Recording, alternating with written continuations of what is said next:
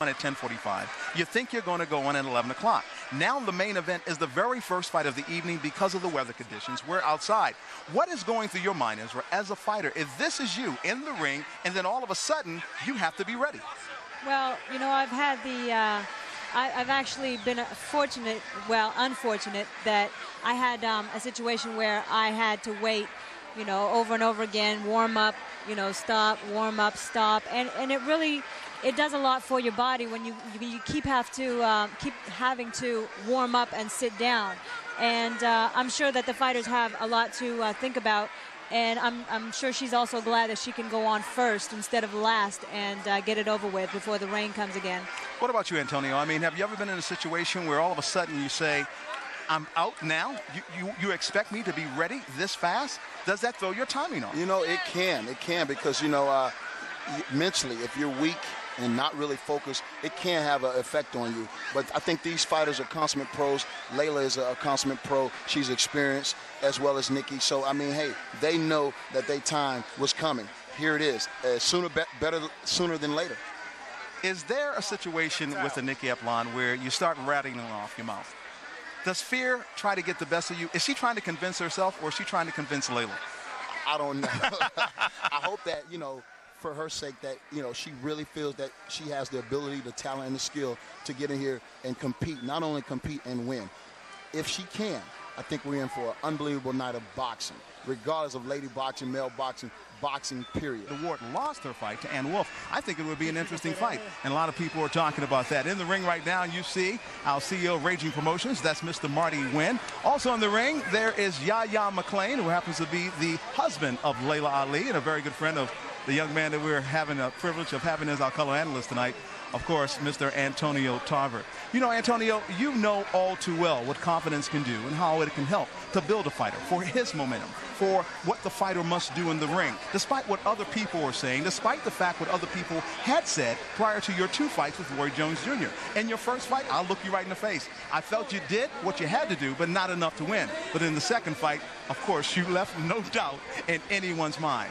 A lot of people are wondering around the country right now, is there a third Roy Jones, Antonio Tarver fight in the works, or is there an Antonio Tarver, Mike Tyson fight in the works? Bring us up to date on your status and where you hope to go in the future. Well, you know what? I felt that the trilogy was set. I mean, we're both 1-1. But it takes, I need a dance partner. I can't dance by myself. And, you know, I think it's a big fight. I think the boxing fans are on pins and needles for that fight. And I think we can really achieve those superstar pay-per-view numbers with the trilogy. I don't know. I think Roy Jones fans want him desperately to come back and revenge himself from that devastating knockout. And I, too, want to see what Roy Jones Jr. is made of. A lot of people are wondering whether or not you've got something to top that opening greeting. Once the referee said, gentlemen, are there any questions from the blue corner? Any questions from the red corner? What are you going to do to top that one? You know what? You never know what the magic man have up his sleeve. You know, that's what makes me, you know, I have a knack for that drama. And I love it, you know what I mean? And that's what sets me apart from the rest.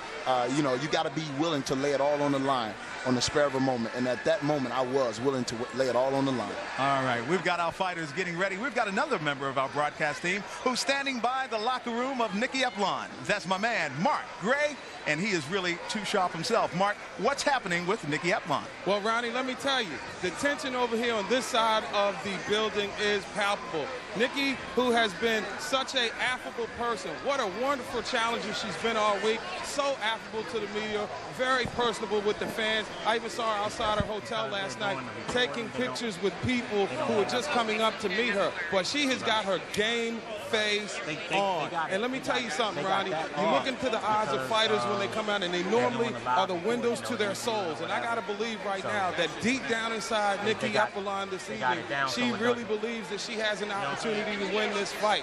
Now, we all know that in order for a champion to get to that level, you have to first believe. And if believing means anything this evening, Ronnie, Nikki certainly looks as though she believes she can beat Laila Ali. And let me tell you, her entire entourage is with her. They're confident. They're focused. They all have their game faces on. She looks like, I should say, she's ready to do the big dance in the ring. Let's go back over to you at ringside. Well, thanks a lot, Mark. Without a doubt, she has impressed me with her intestinal fortitude.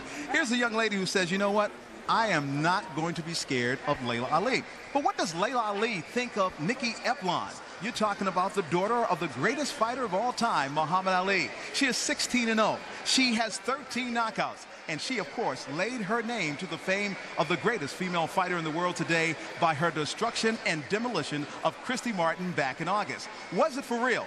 Now she has an opportunity to take on a young lady who's going to be bigger and better than her. And I'm talking about Nikki Eplon. But does Laila Ali have any respect for Nikki Eplon? Does Laila Ali, in many respects, have any respect for many of the other female fighters in the game? Laila Ali says she's ready for Nikki Eplon, but is Nikki Eplon ready for Laila Ali? She is the first lady of boxing. She is the queen of the game. Ladies and gentlemen, Laila, she is singing Ali.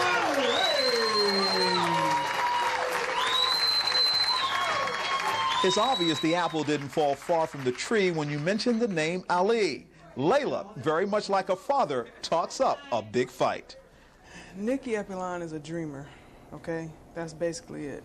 She's dreaming, and she's made all these promises to her kids about buying them a house with a pool and all this type of thing. And really, all that does is put more pressure on me, because after I beat her down and the kids are crying ringside like they always do, you know, every time somebody's a mother and they come in there and make these promises, and then you got to watch your mother get beat up and there's nothing you can do but stand by and watch. Then after the fight,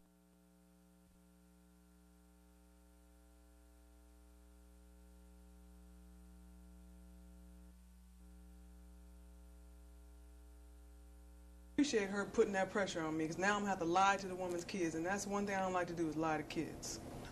Well, this fight isn't child's play, and Laila is tired of defending her playground. And she doesn't care who she's fighting, who's calling her out. Just come with a game. Nikki's here. And you can see she got a mouth on her. I don't have to sit up and keep talking about how I'm not afraid, because, I mean, anybody who knows me and has followed my career has never, ever, you've never seen a sign of fear in my voice. You've never seen it in my eyes. You've never seen it in my fight style. So, you know, I don't really need to keep talking about who I'm not afraid of. All I have to say is I'm at the top. If you want me, come get me. I'm here. Ann Wolfe, Letitia Robinson, anybody else who thinks they can beat me, okay? All you got to do is call us up and we can make it happen. You know, don't keep talking on the internet and doing interviews and all that. You have my number. I'm the easiest person in boxing, women's boxing, to get in touch with. You can go on my website. Hell, you can call 411. They know me. You know what I'm saying? It's like, I'm the easiest person, so all you have to do is make it happen. A lot of these girls say they want to fight me, and then their managers and the camp come up with all these different reasons why we're not fighting, which is not true. You know what I mean? And the bottom line is that, you know, I'm undefeated, and I'm going to stay undefeated. You know what I mean? And there's not too many girls in this weight class that can say that. So I will not accept defeat. You know, and they know that. You know, and when you fighting, when someone comes to fight me, they know they have to deal with natural boxing ability. They have to deal with Well, right now, we've got Nikki Eplon making her way into the ring. She's out of South Point, Ohio. The record is 14-1. She lost that one fight against Letitia Robinson. She says, I wasn't all the way there. And this young lady says, you know what? You can call me whatever you want, but after this one, you will call me champion of the world. She's wearing the all black. She's stepping into the ring, and you know what? She has said her prayers. Her husband is behind her. Husband DJ, former football player in the West Virginia area, and they're a young couple. She has those 2 young kids, and she is ready for Laila Ali. She is not afraid of the situation. She's looking forward to it. Antonio, the one thing that is the equalizer in this fight is simply this. Nikki Eplon is a southpaw. Talk about the difficulties any right-handed fighter, which is Laila Ali, has going up against a southpaw. You know, it can pose some difficulty because the jab, the lead hand, is coming from a different angle than what she's normally used to. It would have to take an experienced fighter to counteract that southpaw stance. I think her husband, with the experience that he has, he was also southpaw. I think they went to school on the southpaw, and when I saw them sparring, I think she did very, very well. I think the difference in this fight will be that Nikki had to learn how to box. And I think Laila Ali was born to be a boxer. We're looking at the tail of the tape, and both young ladies are young. Neither young lady is 30 years of age. 26 for Laila Ali, 25 for Nikki Eplon. But look at the height differential, 2 inches. When you look, that Nikki is the bigger woman. And at 167 pounds, she said, this time I had no problem